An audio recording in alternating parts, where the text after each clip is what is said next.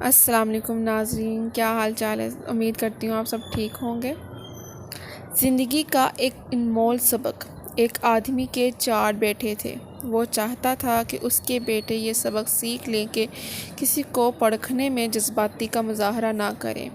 لہٰذا اس بات کو سمجھانے کے لیے اس آدمی نے اپنے بیٹے کو ایک سفر پر روانہ کرنے کا فیصلہ کیا اور دور دراز علاقوں میں ناشپاتی کا ایک درخت دیکھنے کو بھیجا۔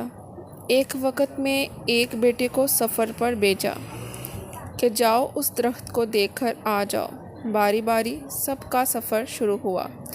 لہٰذا ایک بیٹا سردی کے موسم میں گیا، دوسرا بہار میں، تیسرا گرمی کے موسم میں اور سب سے چھوٹا بیٹا خزاں کے موسم میں گیا۔ جب سب بیٹے اپنا سفر ختم کر کے واپس لوٹ آئے تو اس آدمی نے اپنے 4 بیٹوں کو ایک ساتھ طلب کیا اور سب سے ان کے سفر کی الگ الگ تفصیل کے بارے میں پوچھا۔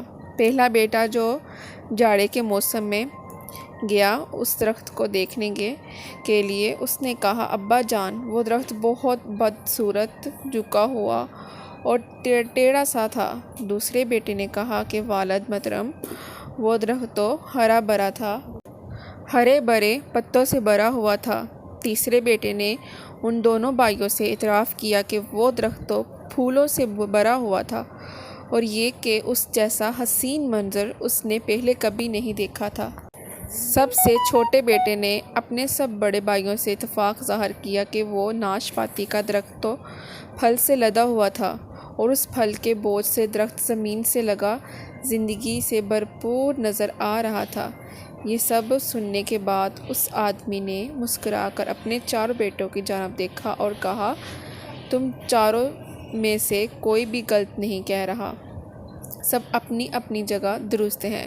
بیٹے باپ کا جواب سن کر بہت حیران ہوئے کہ یہ سب کس طرح ممکن ہے۔ باپ نے اپنی بات جاری رکھتے ہوئے کہا، میرے بیٹو، تم کسی بھی درخت یا آدمی کو صرف ایک موسم یا ایک حالت میں دیکھ کر کوئی حتمی فیصلہ نہیں کر سکتے۔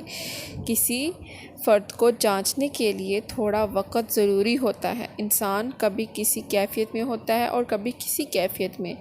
اگر درخت کو تم نے جاڑے کے موسم میں بے رونق دیکھا ہے تو اس کا مطلب یہ نہیں کہ اس پر کبھی پھل نہیں آئے گا۔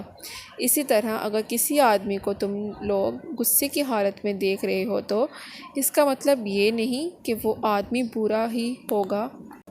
میرے بیٹو، کبھی بھی جلد بازی میں کوئی فیصلہ نہ کرو۔ کسی کو اس وقت